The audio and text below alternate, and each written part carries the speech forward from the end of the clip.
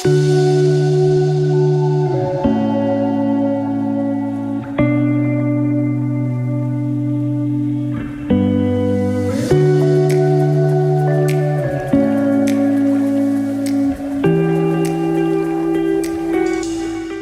से 40 किलोमीटर दूर कालक गांव में इस वक्त हम मौजूद हैं और यहाँ जो उन्नत खेती की तकनीक है उसको यहाँ के गांव वाले अपना रहे हैं। इस वक्त हमारे साथ यहाँ के किसान गंगाराम जी मौजूद हैं, इनसे जानेंगे कैसे आपने ये खेती की जो उन्नत तकनीक है इनको अडॉप्ट किया और क्या बदलाव देख रहे हैं। सबसे पहले नमस्कार, और मैं गंगाराम सेपट ऑर्गेनिक कृषि फार्म कालक से हूँ।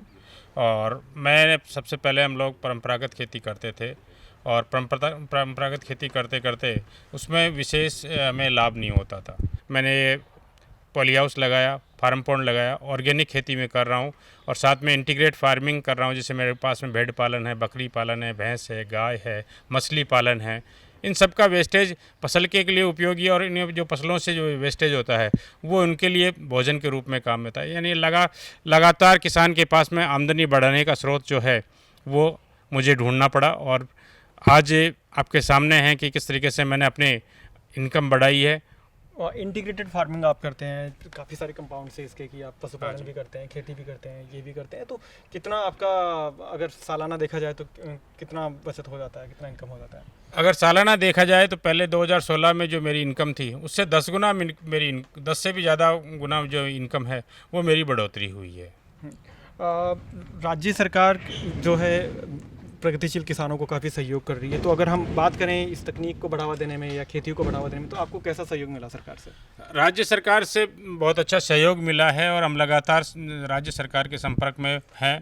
और जब भी बजट पूर्व कोई चर्चा होती है तो जब मुख्यमंत्री जी बुलाते हैं या कृषि मंत्री जी बुलाते हैं तो हम हमारे प्रस्ताव जो हैं वो राज्य सरकार के पास में पहुंचाते हैं। और जो भी समस्याएं होती है हम राज्य सरकार के द्वारा, यानी उनके जो नुमाइंदे होते हैं, AA हैं, सुपरवाइज़र हैं या डिप्टी हैं, उनके पास में जाकर हम हमारी समस्या बताते हैं। उसके साथ में हम यूनिवर्सिटी के पास में जाकर बताते हैं कि हमारे को कोई समस्या आती है तो वो उस समस्या का समाधान करते हैं। जी गंगाराम जी, हमारे साथ इस वक्त जो कृषि अधिकारी हैं नेमिराज जी साथ में हैं, उनसे जानेंगे सरकार का क्या योगदान रहता है। जी, सरकार का हमेशा से बना रहा है। जैसे केंद्र सरकार से जो भी योजनाएं चल रही है राज्य सरकार एग्जीक्यूट कराती है।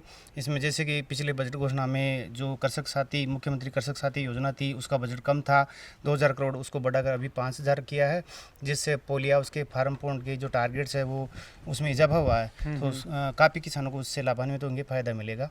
नेमिराज जी, ये जो एरिया है जो अभी हमने विजिट किया मिनी इजराइल या ये कालक वाला, इस एरिया में काफ़ी सारे किसानों ने काफ़ी प्रगति की है, तो ये किस तरीके से कृषि विभाग ने इसमें अपना रोल देखता है? जी, विभाग इनको टाइम टू टाइम किसान जो नवाचार चाहते हैं उनको ट्रेनिंग भी देता है और तकनीकी सहयोग देता है।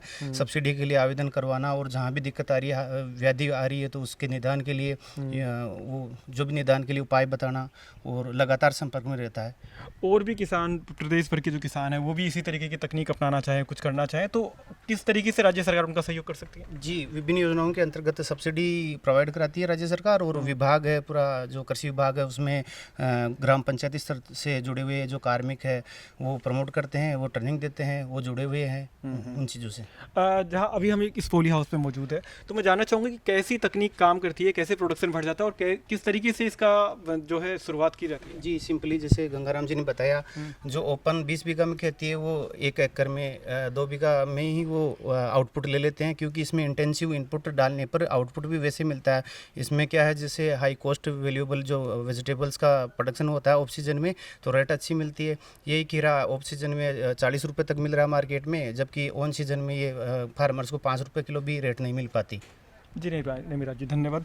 तो हमारे सामने गंगाराम जी से बात करी जो यहाँ के प्रगतिशील किसान हैं। नेमिराज जी यहाँ कृषि अधिकारी है और ये देख रहे हैं कि किस तरीके से यहाँ आसपास के गाँव में ने प्रगति करी है और किस तरीके से किसान जो है न केवल प्रोडक्शन बढ़ा रहे हैं, उनकी आय बढ़ रही है, बल्कि इससे जो राज्य की GDP है वो भी बढ़ रही है। तो ये कुल मिलाकर ऐसी बातें हैं कि राज्य सरकार का फोकस किसानों पर है और किसानों की आय इससे लगातार बढ़ रही है, प्रोडक्शन बढ़ रहा है।